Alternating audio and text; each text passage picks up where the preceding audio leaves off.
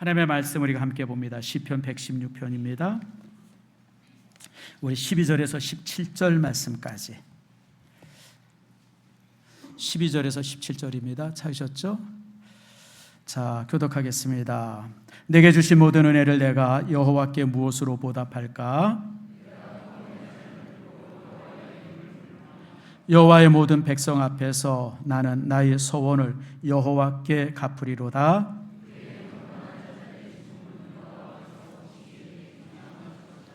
여호와여, 나는 진실로 주의 종이요 주의 여종의 아들 곧 주의 종이라. 주께서 나의 결박을 푸셨나이다. 아멘. 기도합니다. 하나님 감사합니다. 선교지에서 애쓰고 수고하는 우리 김철구 선교사님의 보내주신 사진들을 봅니다. 참으로 그 오지의 평신도 선교사들을, 그 오지 선교사들을 파송하기 위해서 이처럼 교육하고 훈련케 하심을 감사하고, 그들을 돌보고 그 자녀들을 돌보고 또 선교의 모든 일들을 감당하며 세워진 교회를 세우고 헌당하는 모든 일들 위에 우리 교회가 뒤에서 정말 뒷받침 잘하며 도와주며 힘껏 아버지 밀어줄 수 있는 교회 되도록 인도해 주시옵소서.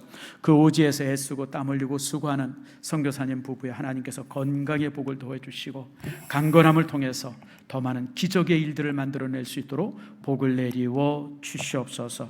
주님 감사합니다. 오늘 이 시간 말씀을 함께 나눌 때 말씀이 우리 놀라운 은혜가 되게 하시고 말씀의 은혜 속에서 하나님의 영광을 온전히 돌릴 수 있는 저희들 모두가 되도록 인도해 주시옵소서. 하늘의 문을 열어주시고 가득 차고 놀라운 복으로 우리를 채워 주시옵소서. 특별히 말씀의 감동과 말씀의 은혜가 우리를 새롭게 하기를 소망합니다. 하나님 영광 받아 주시옵소서. 감사드리고 예수님의 이름으로 기도드립니다. 아멘. 자, 우리 같이 우리 교회 표어를 한번 외칩니다. 샬롬, 샬롬. 우리 옆 사람과 인사합니다. 샬롬의 축복이 있기를 바랍니다. 부흥의 역사가 있기를 바랍니다. 여러분, 하나님의 영광은 샬롬에서 나타나고 하나님의 영광은 부흥을 통해서 나타납니다. 그러므로 여러분들, 우리가 부흥해야 하고 우리가 평안해야 할 것은 그것이 바로 하나님의 은혜와 영광이 내게 임해 있다고 하는 증거가 되어집니다. 여러분, 이런 축복이 여러분 속에 있기를 축복합니다. 우리가 이제 지난 25일을 우리가 이제 보냈죠. 6.25가 난 지 75년이 이제 되어집니다. 참, 여러분들 75년 전에 이제 북한이 이제 남침을 하게 되어지고, 그래서 우리가 300만 명이 넘는 사람들이 사망하거나 부상을 당했습니다. 남쪽의 식구들이 이렇게 300만이니까 북쪽의 식구들도 거의 비슷한 숫자가 죽거나 다쳤을 겁니다. 이런 민족적인 큰 고난을 겪었던 날이 지난 이제 25일입니다. 참, 우리 민족을 이렇게 보면 우리 민족은 지금까지 정말 살얼음판을 걸어왔고 또 지금까지 벼랑 끝에서 살아왔었어요. 제가 항상 연말마다 느끼지만 연말만 되어지면 참 다행스럽게 이만큼 되어졌다. 그러나 내년은 항상 더 어려워질 것이다. 그런 얘기를 제가 철들면서 지금까지 쭉 듣고만 살았어요. 그러니까 우리가 우리의 미래를 예측할 때 이제 올해는, 내년에는 아주 좋아질 것입니다. 내년에는 우리 민족이 그냥 막 놀랍게 이제 이렇게 그럴 겁니다. 난 이런 뉴스를 한 번도 들어본 적이 없어요. 매일 내년은 더 힘들 겁니다. 사실 그랬어요, 여러분들. 해마다 우리가 얼마나 어려운 시대를 살고 얼마나 어려운 시대를 살아왔습니까? 정말 우리 민족은 날마다 벼랑 끝에서 살아왔었어요. 자, 여러분, 해방하고 나서 전쟁이 있었죠. 전쟁 끝나고 그것이 답니까? 또 4.19, 5.16, 그 다음에 이제 쿠데타, 어떤 군사정권, 그 다음에 또 12.12 사태, 이렇게 저렇게 해가지고 수많은 사건이 나라 안, 나라 밖에 얼마나 많았습니까? 심지어는 북한에서는 껄핏하면 남쪽을 불바다로 만들겠다고 그렇게 위협하고 공갈치면서 살아오지 않았습니까? 사실 참 이 서울이라고 하는 도시가 참 이게 위험한 도시야. 여러분, 휴전선에서 서울까지요 100km도 안 돼요. 여러분들, 대포 쏘면요, 긴 장거리포 쏘면요 그냥 도달이 되죠. 방사포라는 게 있습니다. 미사일 한꺼번에 그냥 수백 발을 한꺼번에 쏘는 건데, 그게 이제 방사포인데, 저는 걱정이 하나가 있어요. 이 북한 애들이 기술이 좋으면 참 좋은데 이게 서울 가던 것이 그 중간에 떨어져요. 그럼 어디에 떨어져요? 그래서 내가 걱정이 많이 돼요. 뭐 서울 사람이야, 뭐 또 뭐 그럴 수도 있겠지만, 그래서 이게 참, 제가 이게 여러분 농담 삼아 하는 말이지만 참 우리나라가 참 위험한 가운데서 매 순간순간을 지나고 있어요. 그런데 그런 세월, 전쟁, 또 위협, 또 경제적인 어떤 그 위기들, 뭐 이러면서 우리가 정말 한 해 한 해 살아왔는데, 참 놀라운 사실은 우리나라가 정말 이렇게 세계적인 나라가 되어졌다고 하는 겁니다. 이번에 제가 우리 종교개혁지에 우리 성도들과 함께 갔다 오지 않았습니까? 참 제가 유럽을 이렇게 보면서 느낀 게 두 가지가 있어요. 참 유럽은 이쁘더라고요. 그래서 유럽이라고 하는 나라는 그냥 세계의 정원이에요. 정말 어떤 정원처럼 이뻐요. 정원처럼. 근데 유럽의 또 하나의 특징이 뭐냐면 이제 부러운 건 없어요. 우리가 훨씬 더 잘 살아요. 세상에 화장실에 들어갈 때마다 1유로씩 내려요. 그래서 오줌 소태 걸리는 줄 알고 아주 혼났어요. 그게 아까워가지고 참고 또 참고 또 참느라고. 그것도 그렇고요. 아니, 세상에 그 좋은 호텔에, 여러분, 그 비싼 호텔에 비데가 없어요. 우린 여러분들 그냥 뭐 휴게소에도 있고 뭐 그냥 뭐 널렸잖아요. 비데 없는 데서는 우리가 참, 근데 아니 유럽이라고 하는 사회가, 그러니까 그 친구들이 이렇게 돌아볼 때마다 쟤네들 손 만져도 되나. 그래서 여러분, 대한민국이 이만큼 잘 사는 나라가 되어졌어요. 포브스입니까? 경제 유명한 잡지인데 그 잡지가 얼마 전에 발표를 했어요. 세계에서 가장 영향권 있는 나라들을 쭉 발표를 했습니다. 첫 번째는 이유 없이 미국이죠. 두 번째도 이유 없이 어디입니까? 중국입니다. 세 번째는 어디쯤 될까요? 여러분, 러시아가 되죠. 네 번째가 어디냐면 독일, 다섯 번째가 영국, 여섯 번째 대한민국이에요. 여러분들, 나는 그 발표를 보고 기절하는 듯 놀랐어요. 여러분 사실은 작년 연말부터 올해 1월, 2월, 3월, 4월 아무튼 나라가 엉망이었잖아요. 뭐 대통령이 그냥 구속되고 선거하고 나라가 뒤죽박죽 되어지고 경제적으로 그냥 엄청나게 힘들었는데, 우리나라가 세계에서 영향력이 있는 나라 여섯 번째라고 포브스지에서 발표가 났어요. 한 달 된 것 같아요. 제가 이렇게 보면서 이 사람들 미쳤나? 우리나라를 좀 모르나? 왜? 근데 실질적으로 그래요. 여러분들, 우리가 가지고 있는 경제력도 대단하지만 이거는 단순히 경제력만 얘기하는 게 아니에요. 영향력, 문화라든지 이런 것 여러 가지들이 이제 복합해서 이제 내려지는 건데, 우리가 일본보다 앞서고 싱가포르보다도 앞서고 대만보다도 앞서고 여러분 무슨 스페인보다도 앞서고 이태리보다도 앞서고, 우리나라가 그렇게 대단한 나라로 온 세계 안에서 인정되고 있다고 하는 사실이 참 놀랍죠. 참 저는 그래서 이런 사실을 이렇게 바라보면서 참 우리가 이 어려운 시대를 살아가는 저도 그렇고 여러분도 참 대단한 사람들이에요. 여러분들은 따라합시다. 우리는 영웅이다. 여러분들은 영웅이에요. 이 어려운 시대에 특별히 우리보다 우리 전 세대 분들, 지금 이제 80, 90, 이제 100세 되시고 돌아가신 그분들은 정말 영웅 중에 영웅입니다.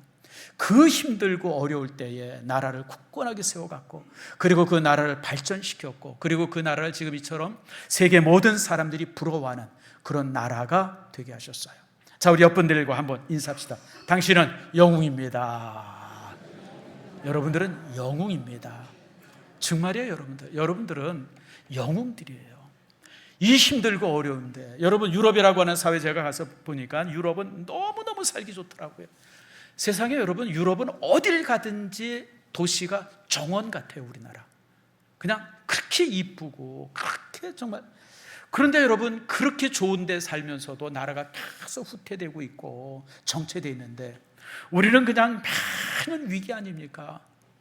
여러분, 우리 작년에 얼마나 힘들었어요. 여러분들, 우리나라가 야 이거 이러다가 북한에서 확 밀고 내려오면 우리나라 어떻게 되려나 별별 걱정을 다 하면서 우리가 살지 않았습니까? 그런데도 우리나라가 세계에서 영향력 있는 6번째 나라가 되었다고 하는 것은 기적 중의 기적이죠. 여러분, 물론 우리 개인적으로도 열심히 살았어요. 애썼습니다. 땀 흘렸습니다. 경제적으로 많이 힘들어도 우리가 꿋꿋이 버티고 여기까지 살아왔어요. 그러나 하나님의 은혜입니다. 하나님께서 우리 민족에게 이처럼 사랑을 주셨고 하나님께서 은혜를 주셨기에 정말 교회도 견고히 세워져 가고, 여러분 참 여러분, 제가 이번에 유럽 가서 크게 실망한 것 중에 하나가 교회예요. 세상에 그 아름다운 교회, 그 이쁜 교회, 그 유럽, 우리나라도 이렇게 어디 가서 보면 이게 지방 같은 데 가서 보면 큰 건물이 교회잖아요. 교회들이 큰 건물들이 많잖아요. 유럽은요, 어느 마을을 가든지 어디로 가든지 큰 건물은 둘 중 안에 하나예요. 성이든지 교회든지 둘 중 안에 하나입니다. 그리고 항상 마을의 중앙에는 항상 큰 교회가 세워져 있어요. 그런데 그렇게 큰 교회 안에 주일날이 되어지면 모이는 사람, 예배 모이는 사람들이 거의 없다는 거예요. 근데 여러분, 우리나라는 어떻습니까? 참 이거 힘들고 어려운 세월을 지나면서 또 이제 이렇게 이 코로나 그 시대를 지나면서도 여전히 교회가 무너지지 아니하고 든든히 세워져 가며 또 이제 이렇게 잃어버렸던 것을 회복하는 그런 모습 되지 않았습니까? 지금 세계는 K자가 들어가는 모든 것에 거의 미쳐 있죠. K-드라마, K-팝, K-음식, 또 뭐가 있습니까? K-영화, 아무튼 그 코리아자가 들어가면 모든 것이. 제가 한번 물어볼게요. 뭐 불닭라면이라는 게 있더라고요. 그거 먹어보신 분 한번 손 들어보세요. 있어요? 저는 못 먹어봤어요 아직. 저는 신라면도 매워서 잘 안 먹거든요. 사실 제가 라면을 잘 안 먹습니다. 요번에 근데 이제 라면을 언제 가서 먹냐면 여행을 가면 제가 먹어요. 왜냐면 여행 가가지고 한국이 그립고 이럴 때 컵라면 딱 한 숟, 뭐 다 먹을 필요도 없고 그냥 한 숟갈만 들이키면 그 참 이렇게 그 일종의 소울푸드처럼 이렇게 그런 게 좀 있더라고요.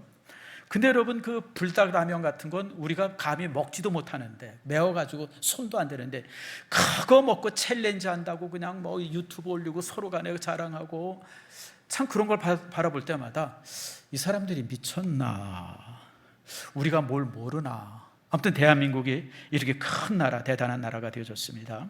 자, 그럼 여러분들, 하나님께서 왜 이 민족에게 이렇게 큰 은혜를 주셨다고 생각합니까? 왜 그럴까요? 왜 대한민국을 하나님께서 이처럼 사랑하시고 그 위기이기 때마다 그 위기를 넘어가게 하실 뿐 아니라 위기를 통해서 국가가 더 발전하고 더 비약하도록 왜 하나님께서 그렇게 만들어 가셨을까요? 이유는 딱 하나입니다. 목적이 있어요. 그 목적이 바로 뭐냐면 제사장적 나라입니다. 따라합시다. 너희는 제사장 나라가 되어. 제사장 나라예요. 하나님께서는 이 대한민국을 20세기, 21세기를 통해서 제사장의 나라가 되기를 원하세요. 제사장의 나라가 어떤 나라입니까? 온 세계 끝까지 복음을 전하고, 우리가 가지고 있는 교회, 복음, 신성교회나 또 대한민국의 교회가 가지고 있는 그 하나님을 향한 뜨거운 열정들, 이런 것들을 세계 모든 곳에 전하라고 하는 하나님의 그 뜻이 있음을 믿습니다. 여러분, 그것이 바로 우리가 가져야 될 사명입니다. 여러분, 잘 살기를 원치 않는 민족이 어디 있어요? 모든 민족이 발전하기를 원하고 모든 민족이 잘 살기를 원해요. 그런데 유독 21세기, 20세기 이 두 세기를 거쳐서 대한민국만 이렇게 잘 살게 되어진 이유가 뭘까요? 이유는 딱 하나입니다. 교회입니다. 하나님의 목적입니다. 우리가 그렇게 힘들고 어려워도 여러분들 선교사들 파송하고요, 우리가 그렇게 어려워도 이 코로나가 되어지고 그랬음에도 불구하고 여전히 선교사들 뒤에서 이렇게 후원하고요, 여전히 지금도 이렇게 힘들어도 여러분 단기 선교 여러분, 과거에는 이제 단기 선교 가는 것에서 비판하는 사람들이 있었어요. 뭐 교회가 여름마다 무슨 뭐 성도들이랑 뭐 그 돈 들여가지고 왜 그렇게 선교지 갔다 오는지 모르겠다 그러고 막 실제 그런 사람들이 많았었어요. 근데 여러분, 그 단기 선교를 통해서 교회가 바뀌고요, 그 단기 선교를 통해서 선교지가 바뀌어왔어요.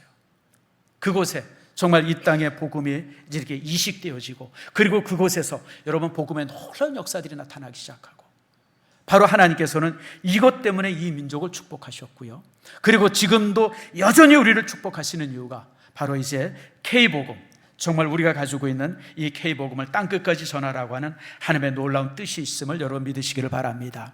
그러므로 여러분들, 하나님께서 우리에게 주신 은혜가 무엇인가, 이것을 깊이 생각하는 참 그런 저희들의 모습이 되어지길 바랍니다. 오늘 본문의 말씀은 바로 이제 그런 하나님의 은혜를 깨닫고 하나님께 감사하는 그런 시인이 쓴 시편이 오늘 우리가 읽은 시편 116편입니다. 여러분, 사람들을 이렇게 보면요, 모든 것을 당연하다고 여기는 사람이 있고 항상 그것에 대해서 감사하는 성도들이 있습니다. 당연하다고 하는 사람들은요, 내가 누구로부터 도움을 받거나 사랑을 받거나 정부로부터 무슨 물질을 받거나 이러고 그래도 항상 그것이 당연하다고 생각을 해요. 우리 예전에도 우리 교회 이렇게 보면, 지금은 못하고 있지만 우리 노숙자들 식사를 한 25년 정도 노숙자 식사를 쭉 하지 않았습니까? 처음에는 그분들이 참 고마워하고 감사하고 그러는데 한 몇 년 지나다 보니까 그러면 이제 그분들이 와서 이렇게 밥 먹고 이런 것에 대해서 너무 당연하다고 생각해요.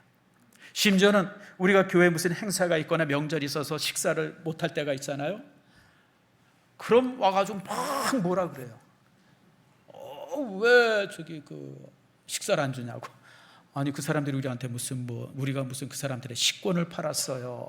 그래서 분명히 그 한 주 전에 우리가 식사 못한다고 분명히 얘기했고 광고했고 그랬음에도 불구하고 그 광고 시간에 딴짓하다가 이제 이렇게 와가지고는 왜 그냥, 그래서 이게 좋은 일도 감사한 일도 그냥 계속 하다 보면 이게 너무 당연한 것이 되어지고 고마울 일든구나, 나 그런 생각 그때 해본 기억이 납니다. 이렇게 주어지는 일을 항상 당연하다고 생각하는 사람들이 있습니다. 그런 사람들은요, 삶에 기쁨도 없고요, 행복도 없습니다. 반면에 주어지는 모든 것을 항상 감사하는 사람이 있어요.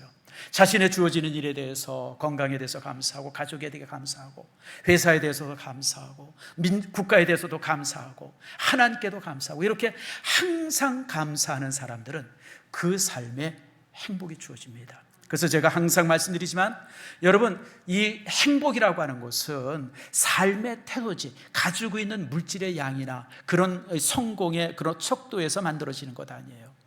항상 감사하는 사람들은 힘들고 어려도 감사하지만, 그러나 여러분들 모든 것을 당연하다고 생각하는 사람들은 아무리 많은 것이 주어지고 아무리 높은 곳에 올라도요, 감사를 잊어요. 감사할 줄을 몰라요. 그리고 그 사람들은 감사하기보다는 원망하고 요구하고 다른 사람들을 질책하고 그렇게 되죠. 오늘 본문의 말씀이 바로 그겁니다. 오늘 시인이요, 모든 일이 잘 되고 모든 일이 행복해서 주 앞에 감사하는 게 아니에요. 자, 3절 말씀 봅시다. 3절 말씀 읽진 않았지만 우리 3절을 같이 한번 읽겠습니다. 시작. 사망의 줄이 나를 두르고 스울의 고통이 내게 이름으로 내가 환난과 슬픔을 만났을 때에. 여러분, 이 시인이 항상 행복했던 게 아니에요. 어느 때는 보니까 사망의 줄이 자신을 둘렀다라고 얘기합니다. 사망의 줄, 죽음의 줄. 여러분, 살다 보면 정말 죽을 것 같은 때가 있었어요. 죽을 때 같은 때가. 우리 남자들 같으면 군대에서 훈련받거나 무슨 이러고 그럴 때 정말 죽을 것 같은 때가 있었잖아요. 근데 여러분, 군대보다도 우리가 사회에 나오면 가족에게서 아니면 또 이렇게 친구로부터 사업을 하다가 또 다른 이런저런 일을 당하면서 정말 죽을 것 같은 때가 있었어요. 그게 바로 사망의 줄이 나를 두른 거예요.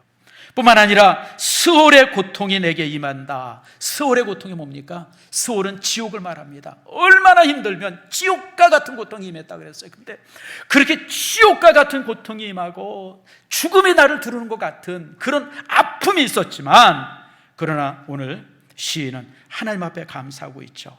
어떻게 감사하고 있습니까? 12절입니다. 따라합시다. 내게 주신 모든 은혜를, 내게 주신 모든 은혜, 하나님께서 내게 주신 모든 은혜를 주 앞에 감사한다고 오늘 시인은 말하고 있습니다. 사랑하는 성도 여러분, 그렇습니다. 우리가 여기서 이만큼 사는 것 하나님의 은혜죠. 저는 참 제 자신을 바라볼 때마다 주 앞에 감사하는 게 참 많아요. 만약 내가 하나님을 믿지 않았다 그러면, 그때 제가 고등학교 때 전도를 받았는데 그때 내가 전도받지 않았다 그러면 나는 참 어떤 사람이 됐을까, 점점 그런 생각입니다. 여러분, 내가 만약에 예수 믿지 않았다 그러면, 내가 하나님 알지 않았다 그러면 지금 내 모습이 뭐가 됐겠어요? 참 제가 생각을 많이 해봐요. 그러나 하나님께서 그때 나를 불러주셨어요. 많은 사람이 있었는데 어떻게 나한테 복음이 전해지고 나한테 전도지가 전해지고 그 교회를 가자, 이렇게 만나서 교회 갑시다 그러는데, 여러분 잘 알다시피 제가 다른 사람이 이렇게 부탁하기 그러고 끊지를 못하잖아요. 그냥 억지로 그러말하고 이제 대답을 했어요. 대답하고 안 나가면 되잖아요, 그까짓 거. 근데 또 그 대답한 것 때문에 한숨씩 그 자리에 나가게 되어졌고, 개 끌려가듯이 교회 끌려가서, 그러면서 이제 교회에 첫 발을 딛기 시작했어요. 그리고 내가 여기까지 되어진 거예요. 그래서 나는 지난 세월을 이렇게 바라볼 때마다 참 하나님 앞에 얼마나 감사한지 몰라요. 내가 예수 믿기 전에 무슨 하나님에 대해서 고민을 했다든지, 신앙에 대해서 무슨 생각을 했다든지, 내가 뭔가 좀 해야 되겠다고 무슨 결심을 했다든지. 여러분들도 마찬가지. 우리가 예수 믿기 전에 다 무신론자였잖아요. 예수 믿기 전에 교회 얼마나 비판 많이 했습니까? 우리 누님이 교회를 먼저 다녔거든요. 제가 누님이랑 이제 철 들어서는 친해졌는데, 철 들기 전에 누나랑 되게 안 친했어요. 매일 누나랑 싸울 때마다 너 연애하려고 교회 가지. 그게 그냥 내가 우리 누나 지적하는, 싸울 때마다 지적하는 일이어서 매일 그러고 싸웠는데, 어느 날 그 교회에 내가 부름을 받고 하나님의 사람이 되어지고, 심지어는 하나님께서 불러주셔서 이렇게 목사가 되어지고, 여러분에게 설교까지 하는 사람이 되어졌어요. 여러분, 내가 무슨 예수 믿기 전에 하나님 뜻대로 산 것도 아니고 하나님을 추구한 것도 아니고, 그랬음에도 불구하고 하나님께서 이렇게 나를 참 불러주시고, 그리고 내 죄를 용서해 주시고 나를 의롭다고 인정해 주시고 또 믿음으로 이렇게 나를 지켜주시는지 정말 감사할 것밖에 없어요. 그래서 여러분들, 우리 인생은 하나님의 은혜다. 그래서 오늘 본문에 이렇게 말합니다. 여러분 12절 다시 보세요. 내게 주신 모든 뭐예요? 은혜를. 누구에게 줬어요? 내게 줬어요. 여러분들, 우리는 종종 다른 사람이 받은 은혜가 더 큰 것 같이 생각을 해요. 저 사람이 더 큰 은혜. 아니야, 여러분들. 따라서 내게 주신 모든 은혜. 다시 한번 따라서 내게 주신 모든 은혜.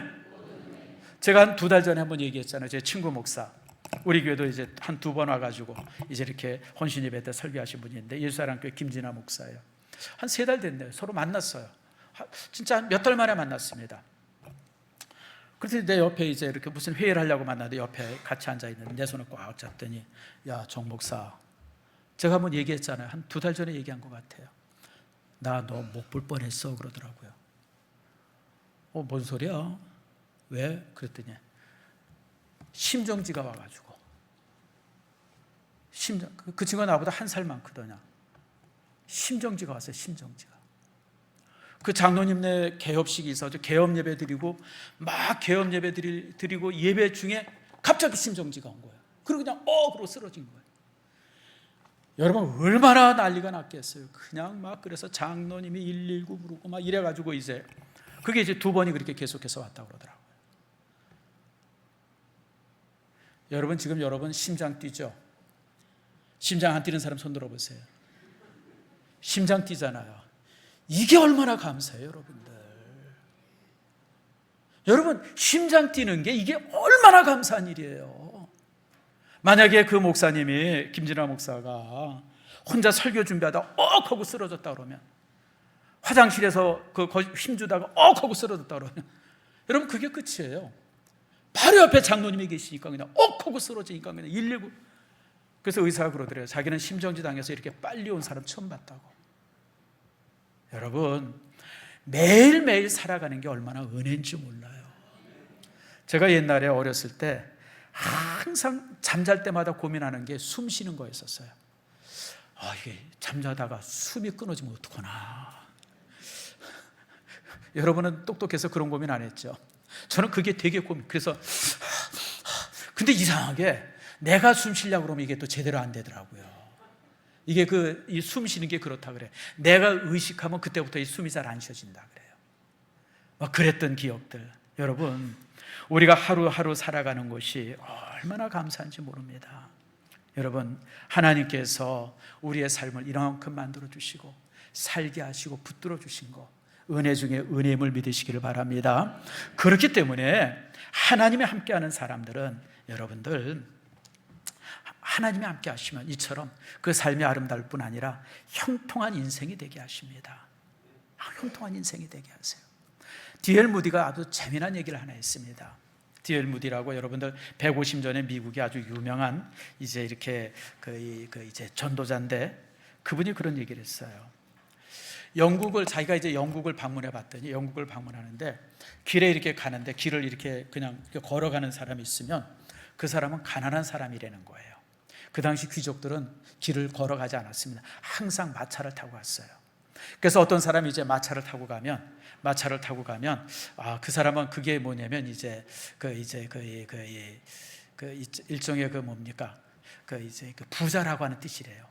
그런데 그냥 마차를 타는 게 아니라 마차 뒤에 시종이 딱 한 사람 딱 타고 있으면 부자 중에서 조금 더 부자랍니다. 근데 시종이 2명이 타면 찐 부자랍니다. 찐 부자. 왕족이든지 귀족이든지 부모로부터 어마어마하게 재산을 물려받은 찐 부자는 시종이 2이 되는 거예요.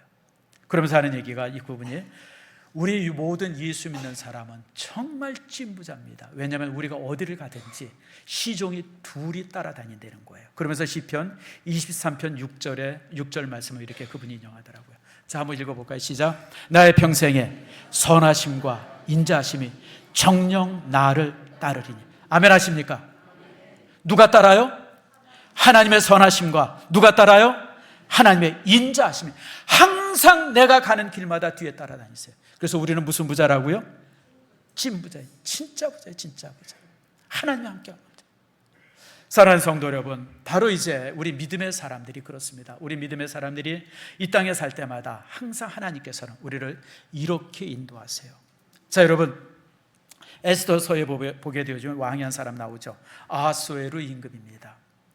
우리가 이제 에스더서를 이렇게 읽으면 아하수에로 임금이 그냥 이런 임금이 있었나 보다. 페르시아에 이제 이 아하수에로 임금은 이제 페르시아 사람이거든요. 페르시아 임금이거든요. 근데 여러분, 아하수에로는 무서운 사람입니다. 여러분, 예전에 벌써 한 영화가 20년 된 300일이라는 영화 있었죠.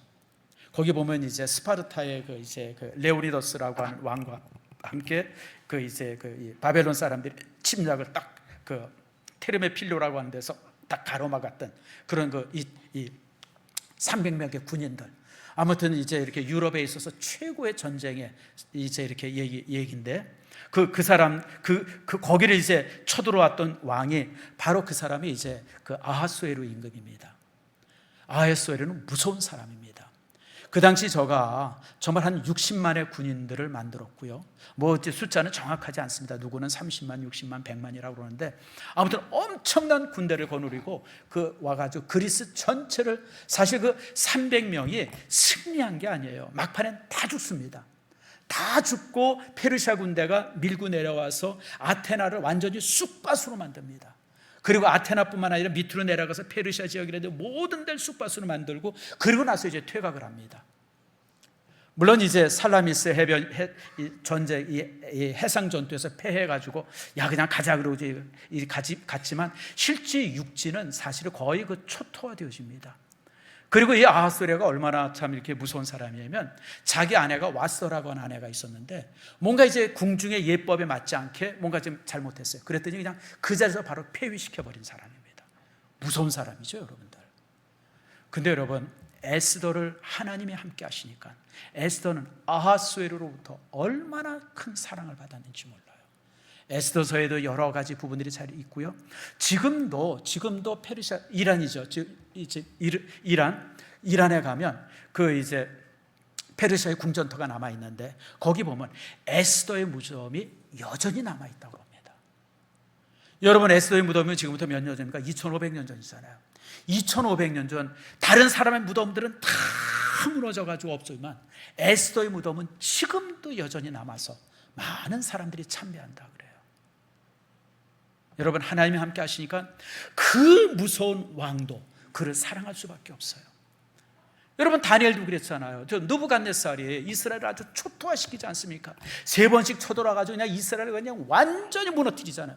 그런데 그 무서운 느부갓네살이 누구를 사랑해요? 다니엘을 사랑하잖아요. 다니엘을 총리로 세우고, 그리고 다니엘의 세 친구를 또 이제 같이 장관으로 만들고, 여러분, 하나님이 함께 하시면요, 어디서든지 형통해요. 하나님이 함께 하시면요, 여러분, 정말 이 요셉처럼 노예로 팔려가도 사랑받고 감옥에 들어가도 사랑받고요, 아무것도 배운 것도 없고 힘없고 빼곡는 데도 불구하고 애굽의 총리도 될 수 있어요. 그게 요셉입니다. 그러므로 여러분들의 삶 속에 하나님께서 우리에게 주시는 선하심과 인자하심이 여전히 따른다고 하는 사실을 믿으시기를 축복합니다. 그래서 나의 평생의 선하심과 인자하심이 정녕 나를 따르리니, 여러분, 그것이 바로 하나님의 은혜가 함께하는 성도들의 모습이 되어집니다. 그렇게 되어지기에 오늘 시인은 뭐라고 그럽니까? 따라합시다. 내가 12절 후반절입니다. 내가 여호와께 무엇으로 보답할꼬. 여러분, 우리 성도가 이 땅에서 왜 살아야 하는지 삶의 이유를 가르쳐주고 있는 겁니다. 여러분, 왜 살아요? 손주 키우려고 살아요? 시집장가 가려고 살아요? 이 땅에서 출세하려고 살아요? 아니에요, 여러분. 하나님께서 내게 주신 은혜가 너무 크기 때문에, 내 평생에 하나님의 인자하심과 선하심이 항상 함께이기 때문에 우리가 이 땅에서 열심히 살아야 되는 이유가 있는 거예요. 우리가 성공해야 하는 이유가 그것이고, 우리가 출세하는 이유가 그것이고, 우리가 오래 살아야 되는 이유가 그것이고, 우리가 이 땅에서 큰 일들을 도모하는 이유가 바로 하나님의 이처럼 놀라운 영광을 드러내기 위함이라고 오늘 시인은 고백하고 있는 겁니다.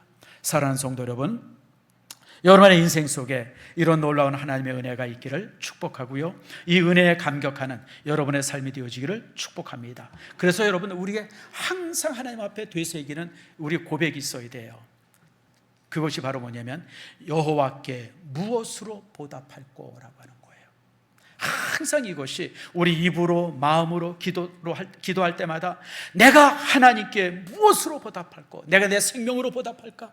내가 가지고 있는 물질로 보답할까? 내가 가지고 있는 어떤 힘으로 보답할까? 내가 많은 이런 어떤 시간으로 보답할까? 항상 여호와의 은혜를 내가 무엇으로 보답할까?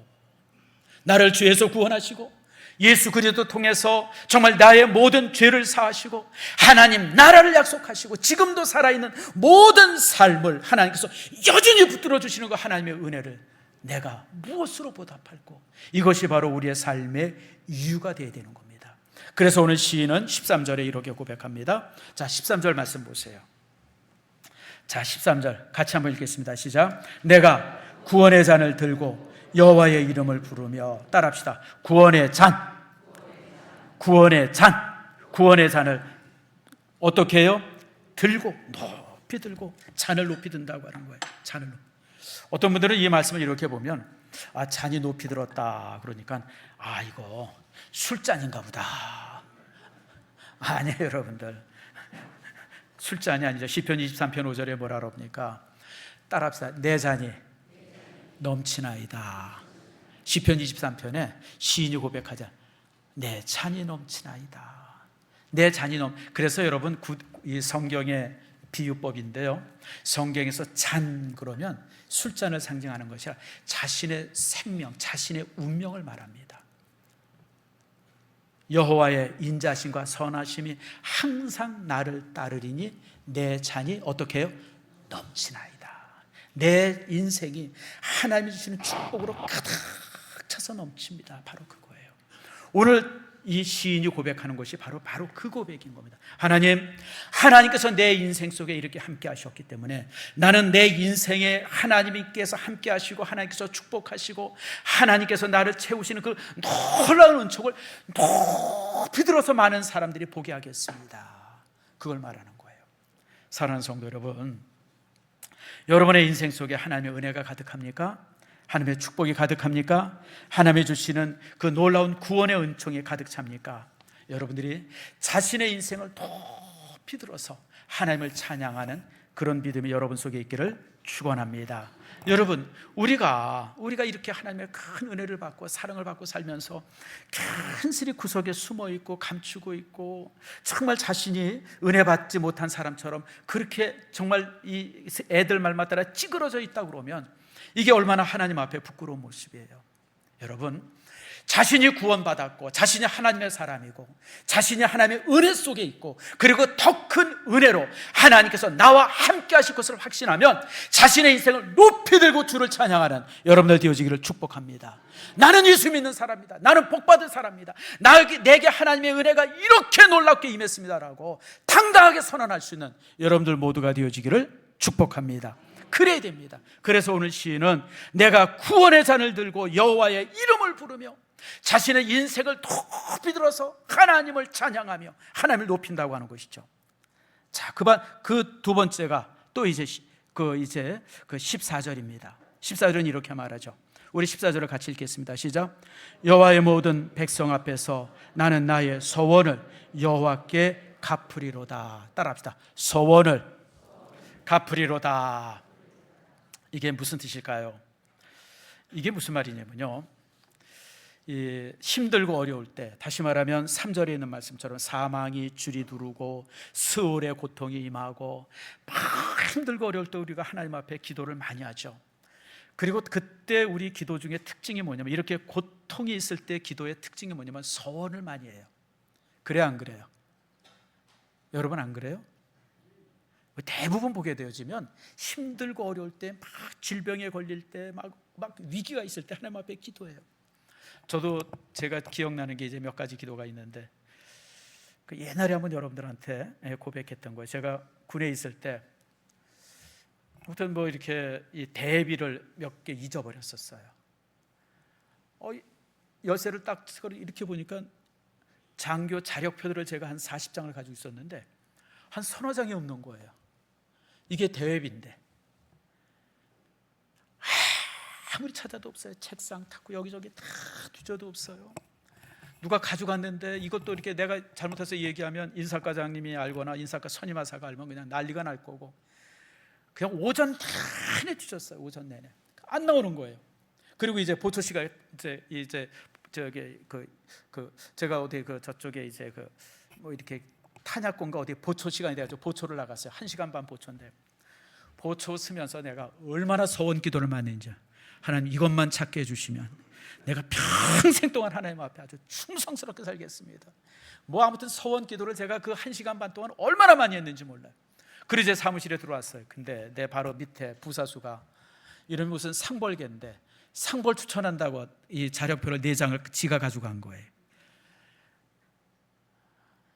그때 내가 서원 기도한 걸 후회했게요, 말할게요. 내가 그 사람들이 그렇잖아요. 화장실에 들어갈 때 다르고 나올 때 다르다고. 서원 기도 뭘 했는지도 까맣게 잊어버린 적이 있었어요. 여러분, 우리가 그럴 때가 너무 많아요. 우리가 인생의 위기가 오고 힘들고 병들고 이럴 때는 하나님 앞에 정말 서원 기도하는데 그게 해결되어지면 까맣게 잊어버리고 사는 거예요. 바로 오늘 시인은 그걸 말하는 겁니다. 하나님, 내가 예전에 힘들었을 때, 정말 사망의 줄이 나를 두르고 있고 스올의 고통이 임했을 때, 정말 그 내 생명이 그냥 땅에 툭 떨어진 것 같고 고통이 그냥 엄청나게 임하고 이랬을 때 주님 앞에 서원했던 모든 것들 내가 다 갚겠습니다. 그 고백입니다. 사랑하는 성도 여러분, 혹시 여러분이 이제 이 맥주 감사주의를 맞이하면서 우리가 이제 작년 연말 연시 때 하나님 앞에 서원했던 거 한번 가만히 되돌아보길 바랍니다. 내가 까맣게 잊어버린 서원이 뭐가 있나? 내가 하나님 앞에 힘들고 어려울 때 서원했는데 그거 잊어버리고 산 것이 무엇이나? 여러분, 오늘 시인은 바로 그것을 발견하고 그것을 하나님 앞에 회개하면서, 하나님, 내가 하나님 앞에 서원했던 모든 것들 내가 남김없이 갚겠습니다. 오늘 주 앞에 고백을 하고 있습니다. 여러분들 속에 이런 하나님 앞에 갚음이, 여러분, 우리는 잊을지라도 하나님은 기억하십니다. 우리는 까맣게 잊어도 하나님께서는 기억하고 계세요. 하나님 앞에 여러분들의 소원이 갚아지는 축복이 있길 바랍니다. 그리고 17절에 이렇게 말합니다. 17절 같이 한번 읽겠습니다. 시작. 내가 주께 감사제를 드리고 여호와의 이름을 부르리이다. 감사제, 감사의 제사입니다. 감사의 예물입니다. 하나님 앞에 감사의 예물을 드리고, 감사의 예물을 드리고 내가 하나님 앞에 온전히 서겠습니다라고 이제 시인이 이렇게 고백을 하고 있습니다. 여러분, 이 감사제를 드린다라고 하는 것이 참 우리에게 또 이렇게 큰 은혜를 주죠. 오늘 시인은 말로만 감사하는 것이 아니라, 입으로만 감사하는 것이 아니라 자신의 삶 속에서 하나님 앞에 이렇게 감사의 제사를, 예물을 드릴 수 있는 믿음이 그 속에 있었던 겁니다. 그게 하나님을 영화롭게 합니다. 하나님의 영화롭게 해요. 자, 여러분 사도행전 16장 26절에 이런 말씀이 있습니다. 자, 같이 한번 읽어볼까요? 이에 갑자기 큰 지진이 나서 옥토가 움직이고 문이 곧 다 열리며 모든 사람의 매인 것이 다 벗어진지라. 아멘.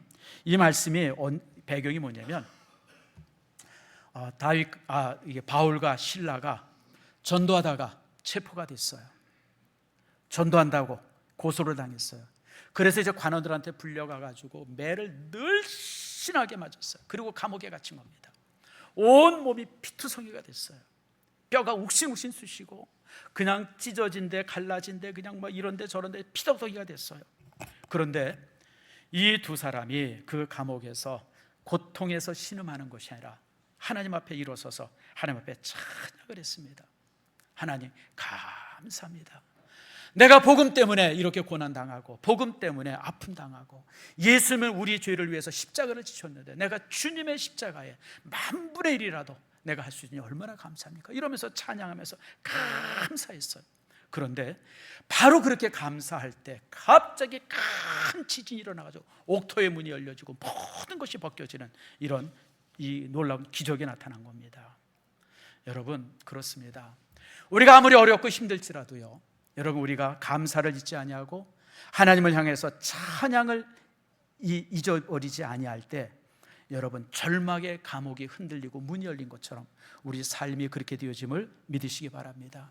우리가 살면서 사업의 문이 닫힐 때가 있어요. 그러나 우리가 하나님 앞에 온전히 서서 감사하고 찬양할 때 닫힌 사업의 문이 열릴 줄 믿습니다. 가정의 문제로 인해서, 자녀 문제로 인해서, 부부간의 문제로 인해서 이런 거 저런 것이 그냥 닫혀져 있는 고통이 있을지라도, 나를 그냥 사망의 줄이 나를 얽매는 것 같은 그런 아픔이 있을지라도 여러분, 우리가 감사하면서 찬양할 때 하나님께서는 줄을 끊어주실 것이고 하나님께서 문을 열어주실 줄 믿습니다. 질병도 마찬가지예요.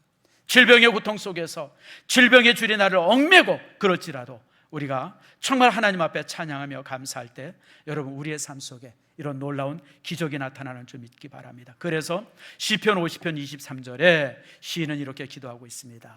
같이 한번 읽읍시다. 시작. 감사로 제사를 드리는 자가 나를 영화롭게 하나니 그의 행위를 옳게 하는 자에게 내가 하나님의 구원을 보이리라. 따라합시다. 감사로 제사를 드리는 자가 누구를 영화롭게 해요? 하나님을 영화롭게 하는 거예요.